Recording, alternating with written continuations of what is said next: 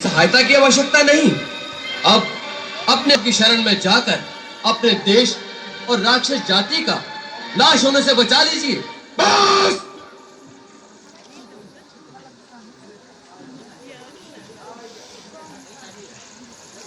बहुत हो चुका ये प्रलाप। मतिमंद, तूने रावण की शक्तियों को नहीं पहचाना। हमारा हाथ खड़क की ओर जाता है तो आकाश में लोकपाल भय से कांपने लगते हैं। जिन भुजाओं ने स्वयं कैलाश को उठा लिया था, उन भुजाओं के फड़कने मात्र से देवता, गांधर्व और नक्षत्र भी भय से सांस रोक लेते हैं। तुम्हारी सेना में ऐसा एक योद्धा तो बताओ जिसके साथ युद्ध करने में रावण को आनंद मिले। आपने सत्य कहा। हमारी सेना में ऐसा कोई नहीं जो आपसे लड़ने में शोभा पाए। नीति कहती है कि प्रीति और बैर बराबर वालों से ही करना उचित है।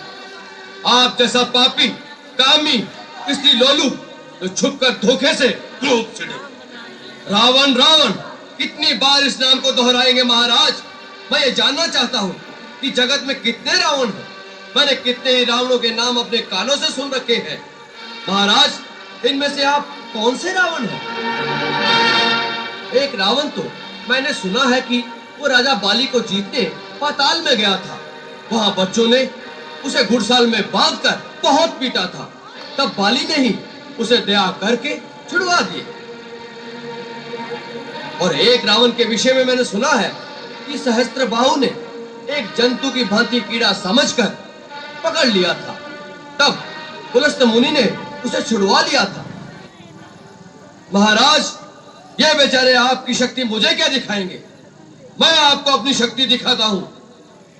जय श्री राम, जय श्री राम।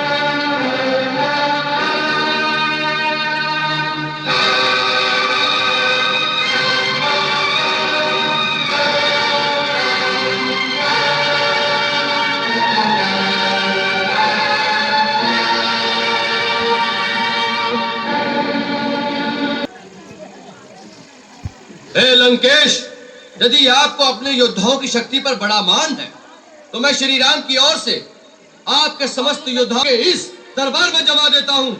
यदि आपका कोई योद्धा इस पैर को धरती से उठा सके तो मैं अपने स्वामी की ओर से यह वचन देता हूं कि वो अपनी हार मानकर इस लंका से वापिस चले जाएंगे। जय श्री राम।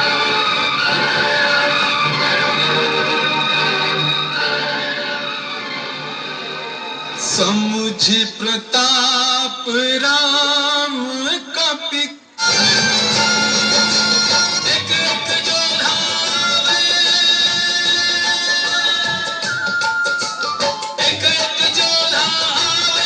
अपनी सारी शक्ति लगावे, पग नहीं दिखे वीर मुस्कावे। बोले राम जी, बोले राम जी की जय।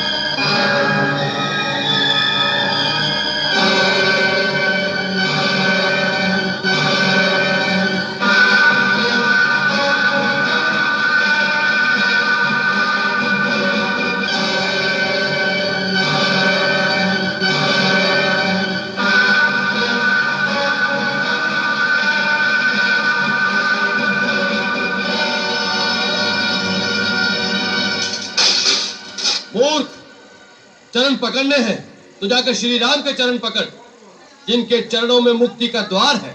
मेरा पैर क्यों पकड़ता है? मेरी चुनौती आपके योद्धाओं को थी, आपको नहीं। आपको तो मैं फिर यही कहूंगा, श्री राम के चरण पकड़ लीजिए तो आपका कल्याण हो जाएगा। मैं कल सूर्योदय तक का समय देता हूं, उसके पश्चात लंका पर चढ़ाई कर दी जाएगी।